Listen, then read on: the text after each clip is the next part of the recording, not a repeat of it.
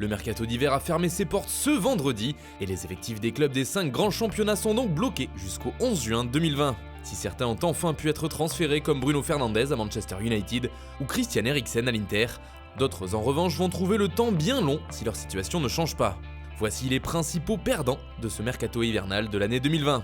D'abord, Olivier Giroud qui cherchait à rebondir après une moitié de saison à cirer le banc de Chelsea.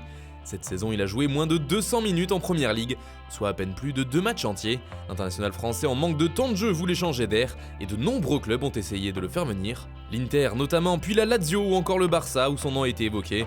Malheureusement pour lui, aucun n'aura finalement trouvé d'accord avec les Blues, même si les deux écuries italiennes avaient trouvé un terrain d'entente avec le joueur. Giroud va donc devoir rester à Londres, une situation qui pourrait bien lui porter préjudice en vue d'une participation à l'Euro cet été. Reste maintenant à savoir ce que choisira Didier Deschamps. Autre Français à l'étranger en difficulté dans son club, c'est Thomas Lemar. Souvent à la peine cette saison avec l'Atlético, l'ancien monégasque était annoncé sur le départ. Il était même placé sur le marché par les Colchoneros, qui espéraient en obtenir quelques sous pour pouvoir notamment recruter un attaquant. Mais Lemar a refusé plusieurs projets comme celui de l'Olympique lyonnais, préférant rester à Madrid. D'autres équipes comme Tottenham, le Bayern ou encore Arsenal s'étaient positionnés. Il restera finalement dans la capitale espagnole, ce qui n'aura pas vraiment plu à Diego Simeone. Car l'entraîneur argentin aurait voulu quelques liquidités pour se renforcer en attaque, et le joueur tant attendu à l'Atlético c'était bien sûr Edinson Cavani. El Matador lui aussi joue peu et souhaitait un départ avant la fin du mois de janvier.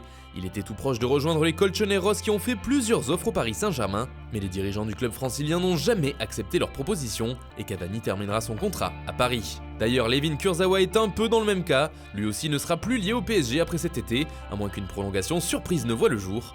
Plusieurs écuries anglaises souhaitaient le transférer dès cet hiver, dont Arsenal, qui semblait très intéressé. Et sur la fin du mercato, c'est la Juve qui est passée en pole position sur ce dossier, avec un échange contre Mattia De Sciglio. Mais voilà, l'opération a capoté et les deux latéraux resteront finalement dans leurs équipes respectives. Toujours en Ligue 1, on continue avec un joueur qui a pourtant fait une très bonne impression sur la première partie de saison. Il s'agit d'Islam Slimani. Prêté par Leicester à l'AS Monaco, il a fait des débuts remarqués sur le rocher, avec 7 buts et 7 passes décisives en 13 rencontres de Ligue 1. Sauf que lorsque Robert Moreno est arrivé sur le banc de la Principauté, de nombreux journaux ont affirmé que l'international algérien n'entrait pas dans les plans du coach et que le joueur lui voulait s'en aller cet hiver. Plusieurs clubs de Première Ligue ont suivi de près la piste Slimani et notamment Aston Villa, dont une offre a été repoussée par Monaco.